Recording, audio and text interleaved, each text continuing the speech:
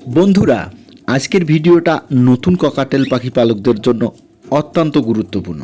কারণ আজকের ভিডিওতে ককাটেল পাখির বাচ্চা ফুটলে কি করতে হবে এবং বাচ্চাগুলোকে কিভাবে সবগুলো বাচ্চাকে বাঁচানো যাবে এবং কি কি খাবার দিতে হবে বাচ্চা ফুটলে এ বিষয় নিয়ে আলোচনা করা হয়েছে। তাই ভিডিওর শেষ পর্যন্ত থাকবেন ইনশাআল্লাহ।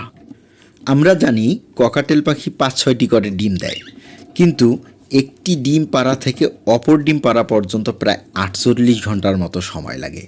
আর এই দীর্ঘ সময় একটি ডিম আগে পারলো এবং একটি ডিম পরে পারলো, এজন্য একটা সমস্যা হয়ে যায় কি, বাচ্চা হয়তো প্রথম দিনেই একটা বাচ্চা ফুটে যায়, কিন্তু পরের বাচ্চাটা ফুটতে একদিন অথবা দুদিন সময় লেগেও যেতে পারে, বা পরের দিনেও ফুটতে পারে, সেটা ব্যতিক্রম, কিন্তু সাধারণত একদিন দুদিন যায়। তা এই সময় হয় কি, প্রথমের যে বাচ্চাটি হয় এই পাখিগুলো, মা পাখিগুলো ওই বাচ্চাটিকে খাওয়ায়। এক্ষেত্রে কি হয়, আবার খাবার খাওয়ানোর জন্য বাহিরে বের হতে হয়, বিধায় ওই ডিমগুলো আবার পরে ফুটে। আর যখন প্রথম ডিমটা ফুটে ওই বাচ্চাটাকে খাওয়ানো হয়, ওই বাচ্চাটা ধীরে ধীরে সক্রিয় হয়ে ওঠে, ওই বাচ্চাটা একটু সবল হয়। আর পরবর্তী বাচ্চাগুলো দেখা যায় যে দুর্বল হয়ে যায়। যখন পরবর্তী বাচ্চাগুলো দুর্বল হয়ে যায়, তখন এই মা পাখিটা এই সক্রিয় বাচ্চাটাকেই শুধু খাওয়ানোর চেষ্টা করে, অপর বাচ্চাগুলোকে খাওয়ানোর চেষ্টা করে না। এক্ষেত্রে কি হয়, ওই বাচ্চাগুলো মরে যায়। এটা একটা বড় প্রবলেম। এজন্য একটা যারা ককাটেল পাখি পালক তাদেরকে লক্ষ্য রাখতে হবে যে কবে ককাটেল পাখির বাচ্চা ফুটবে, এবং এই বাচ্চা ফুটানোর পর দেখতে হবে যে কোন বাচ্চাটা মাথা তুলতে পারছে। যে বাচ্চাটা মাথা তুলতে পারবে না, আপনাকে বুঝতে হবে সে বাচ্চাটা দুর্বল। আর দুর্বল বাচ্চাটি মা পাখির কাছ থেকে খাবার চেয়ে নিতে পারবে না। আর যখন দীর্ঘক্ষণ মা পাখির কাছ থেকে খাবার চেয়ে নিতে পারবে না, তখন ওই বাচ্চাটা আসলে ধীরে ধীরে মরে যাবে। আর যে বাচ্চাটি একটু আগে ফুটেছে সে বাচ্চাটি বেঁচে যাবে, যার কারণে আমরা ককাটেলের সব বেবিগুলো বাঁচাতে পারি না। এজন্য যে কাজটি করতে হবে, যে বাচ্চাটি দুর্বল ওই বাচ্চাটিকে একটু হ্যান্ডফিড, লিকুইড হ্যান্ডফিড আপনাকে খাওয়াই দিতে হবে। জাস্ট তাকে একটু খালি সক্রিয় করে তোলা, যাতে তার মায়ের কাছ থেকে খাবারটা চেয়ে নিতে পারে। এই কাজটুকু আপনাকে করতে হবে।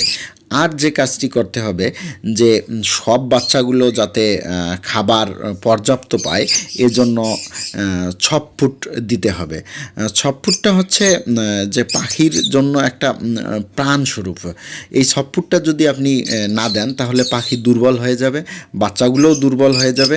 এই 6 ফুটটা আসলে কিভাবে তৈরি করবেন তা আসলে দেখাই দিচ্ছি। আপনার বাসায় যে শস্য দানাগুলো আছে, যেমন গম, ভুট্টা, তারপরে বিভিন্ন ডালের বীজ, মানে যে কোনো বীজ আপনি সবগুলো একত্রিত নেবেন।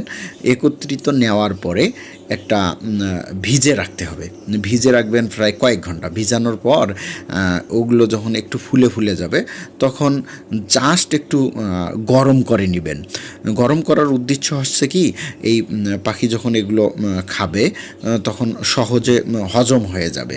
কিন্তু সিদ্ধটা একেবারে বেশি করা যাবে না, সিদ্ধতা করতে হবে। এই যে দেখেন আমার হাতে যে ইয়েগুলো আসছে, যেন একটার সাথে আর একটা না লাগে, এবং সব ইয়েগুলো যেন ফুলে যায়, যেন পাখি মনে করে যেন তার খাবার প্রস্তুত হয়ে আছে।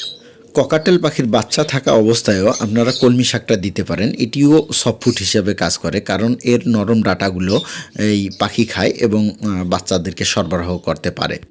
এটিও আপনার একটা ভালো সফট ফুড হিসাবে কাজ করবে।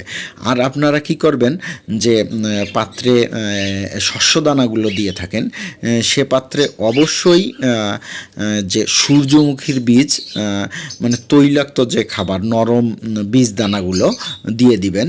কুসুম ফুলের বীজ দিতে পারেন, সূর্যমুখীর বীজ দিতে পারেন, যাতে পাখি সহজে খায় এবং তার বাচ্চাকে এই খাবারটি সরবরাহ করতে পারে। আরেকটি বিষয় জানিয়ে রাখি, যে 6 ফুট পূর্ব থেকে পাখিকে খাওয়াতে হয়, না হয় হঠাৎ 6 ফুট খায় না। বন্ধুরা, আমি আমার ক্ষুদ্র অভিজ্ঞতা থেকে এই বিষয়গুলো আপনাদের সাথে শেয়ার করলাম, যাতে আপনারা উপকৃত হন, আর এটাই আমার সার্থকতা। আল্লাহ হাফেজ।